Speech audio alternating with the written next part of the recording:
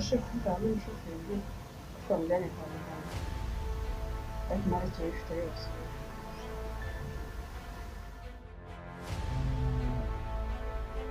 ashobora kuza kumera neza ariko abaganga bavuze ko byari byishimiye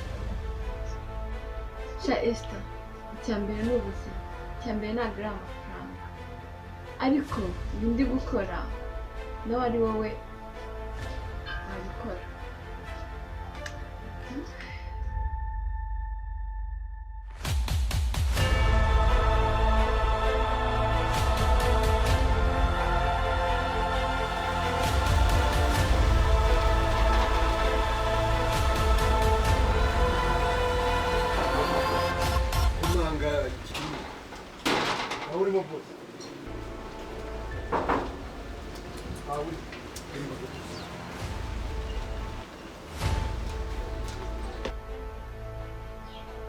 ndashaka ko buri wese ahagarara mu nshingano ze,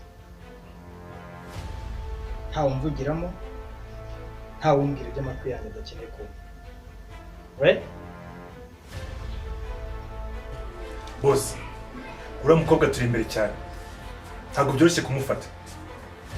Ziba,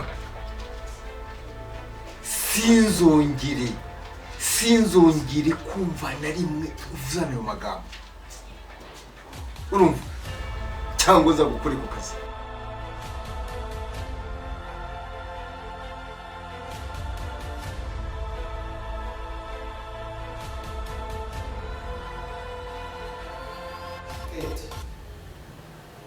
reka nongere gusubira mu bwanwa. Twe tudiringa n'ibikorwa apana stories. No, wimbwira stories. Wimbwira ngo turakora ibi, ngo twabonye ibi, ngo twabigenze.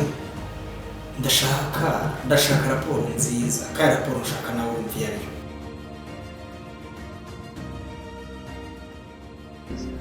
Takubona? Bakuri iminsi? Neza naye. Sha, ntacyo twaye tu. None se. Sha, nese Dave arahari? Dave nawe hari usanze agiye mu kanya. Umukobwa bari bajyanye. Niba wamwishe ntabwo tuba dufite ibi bibazo. Sinzi ukuntu byagendekeye. Namushyize hasi ngiye kumuheza umwuka, haba haje umuntu bitangiye ndumva ko ntari kwagura. Ubuse dukora iki? Lionel. Ndakumva boss. Hanyuma se biramutse bibaye ngombwa guhitamo hagati yanjye na Cyusa, wahitamo nde?